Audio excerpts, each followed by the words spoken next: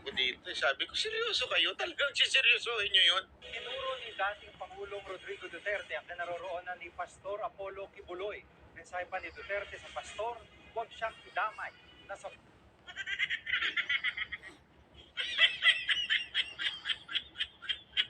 Seriously, News 5?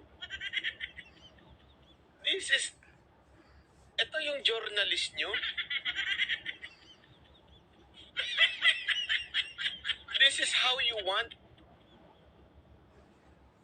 natratuhin ng Pilipino yung mga journalist nyo, bobo, ganun?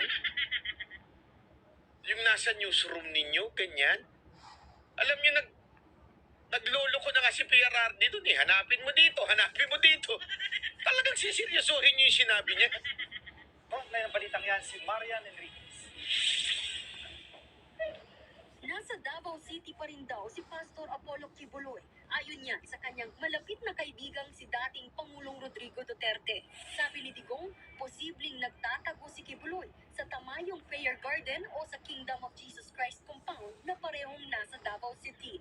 Ito raw kasi ang nagsisilbing mga refuge ni Kibuloy. He is comfortable in his Tamayong sanctuary or itong Kingdom compound dyan sa airport. Nakapunta na siya ng Manila o saan na lugar. Wala akong alam kung may mga bahay siya doon. And I must profess my ignorance.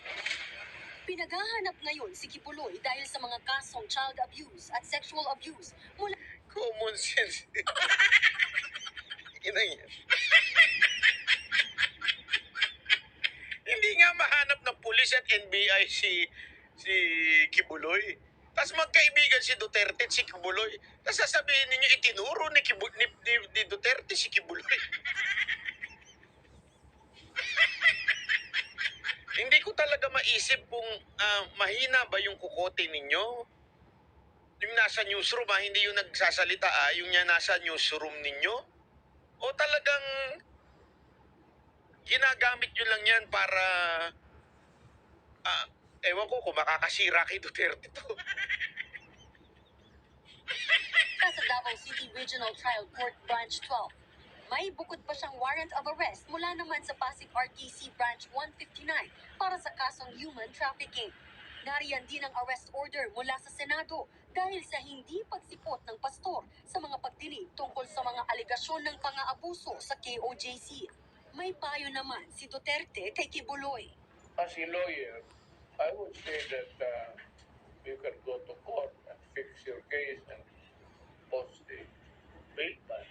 But if you do not think that you will get the fair deal with this administration, huwag kang lumabas dyan sa Tamayo. Iginit naman ni Duterte na hindi na kinakanlong si Kibuloy. Wala rin daw siyang balak tanggapin ito kung sa kanya personal na susuko. Hindi ako natatanggap. Hindi ako authority. Hindi na ako dadala ng warrant. Ginit pa ni Duterte, hindi siya makikialam sa negosasyon para pasukuin si Kibuloy. Hirit niya pa sa pastor. Pastor, ikaw naman ang wanted. Huwag mo akong damahin dito. Nagbabalita mula sa front. Grabe na. Marian Enriquez. Grabe ang News 5 dito Ibang level. News 5 Hindi nyo man nakita? Nagtatawanan yung mga tao. Don't tell me kayo lang sumeryoso. Nagtatawanan lahat ng tao dyan. Kayo, ibinalita nyo na itinuro ni Duterte.